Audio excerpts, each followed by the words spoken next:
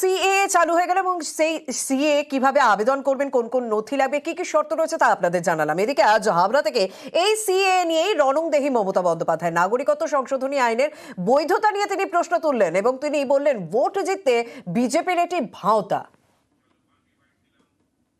সারা পৃথিবীতে নিয়ম আছে, কোন রাষ্ট্রে 5 বছর, কোন রাষ্ট্রে 10 বছর, কোন রাষ্ট্রে 3 বছর। যদি বাইরে থেকে কেউ আসেও, তারা যদি সেই বছরগুলো সেই রাষ্ট্রে থাকে, তারা কিন্তু গ্রিন কার্ড পায়।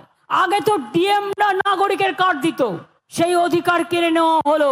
বিজেপির হাতে আপনারা দিয়ে দেবেন আপনার ভাগ্য শুধু একটা ভোটের জন্য, 2টো সিটে জেতবার জন্য। আপনাদের ভাওতা দিচ্ছে ভাওতা, ধাপ্পা দিচ্ছে ধাপ্পা। মনে রাখবেন, সব হারাবেন, এটাও যাবে ওটাও যাবে। মমতা বন্দ্যোপাধ্যায় আরো বলেন যে বাংলায় কারোর অধিকার কাটতে দেবেন না। 2টো সিটে 3টে সিটে ভোটে জেতবার জন্য আপনাদের ভাওতা দেয়া হচ্ছে। কি মতুয়া ভাই বোনেরা, আপনারা বিশ্বাস করেন আইনটাকে? 2020-তে তো আইন পাশ হয়েছিল, এতদিন কেন করেনি?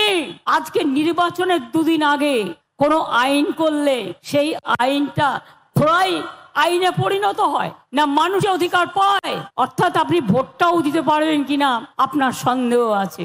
बीजेपी नानान रकम कथा बोलबे, आपको कोई अधिकार नहीं जाएगा, सब रहेगा, वो झूठा है, वो जुमला है। नीति যদি স্বচ্ছ হতো তাহলে মতুয়াদের আধার কার্ড কাটতে গিয়েছিলেন কেন? এটা টোটাল ভাওতা। বাংলায় আমরা থাকতে কোনো ডিটেনশন ক্যাম্প করতে দেব না, কোনো এনআরসি করতে দেব না, কারো অধিকার কাটতে দেব না।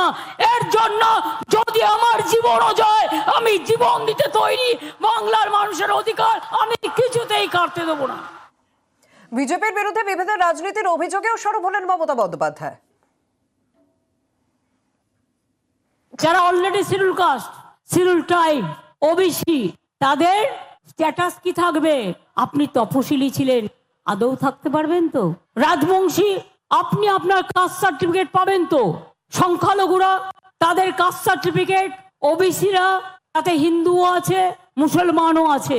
এটা কি খ্রিস্টানদের তাড়ানোর খেলা, মুসলিমদের তাড়ানোর খেলা, নমশূদ্রদের তাড়ানোর খেলা, বাঙালিদের তাড়ানোর খেলা, বাংলাকে আবার ভাগ করার খেলা? আমরা এটা করতে দিচ্ছি না এবং দেব না। নাগরিকত্বের আতঙ্ক নয়, আমরা সবাই নাগরিক, এটা আমাদের পরিচয়। বাংলাকে ভাগ করতে দেবে না বলে সুর চড়ালেন মমতা বন্দ্যোপাধ্যায় এবং তিনি বিজেপির বিরুদ্ধে বিভেদের রাজনীতিও করছেন এবং হাবড়ার আজকের সভা থেকে রীতিমতো সিএ নিয়ে বরাবরই চড়া সুর দেখা গেল। তার বৈধতা নিয়ে প্রশ্ন তুললেন, স্বচ্ছতা নিয়ে প্রশ্ন তুললেন সিএ এর। যে রুলসটা কালকে কেন্দ্রীয় সরকার ঘোষণা করেছে, আদৌ এটা বৈধ কিনা আমার সন্দেহ আছে। কোনো ক্ল্যারিটি নেই, টোটাল ভাওতা। ইলেকশনের আগে যুদ্ধ খেলা। 2019 সালে এনআরসির নামে আসামে 19 লক্ষ লোকের মধ্যে 13 লক্ষ বাঙালি হিন্দুকে বাদ দেওয়া হয়েছিল। যেই দরখাস্ত করবেন সঙ্গে সঙ্গে তারা নাগরিক থাকা সত্ত্বেও আপনারা বেআইনি অনুপ্রবেশকারী হয়ে যাবেন। তাহলে আপনাদের সম্পত্তি কি হবে? আপনাদের চাকরি বাকরি কি হবে? আপনাদের ছেলে মেয়েদের পড়াশোনা কি হবে? সবটাই বেআইনি ডিক্লেয়ার হয়ে যাবে, আপনাদের কোনো অধিকার থাকবে না। এটা এনআরসির সাথে কানেক্টেড, মনে রাখবেন। আপনাদের ডিটেনশন ক্যাম্পে নিয়ে চলে যাওয়া হবে। এই দরখাস্ত করবার আগে বারবার ভাববেন, একটা মানুষ যদি বঞ্চিত হয় তার সামনে দাঁড়িয়ে আমি তাকে শেল্টার দেবো, বাংলা থেকে বিতাড়িত কাউকে আমি করতে দেব না।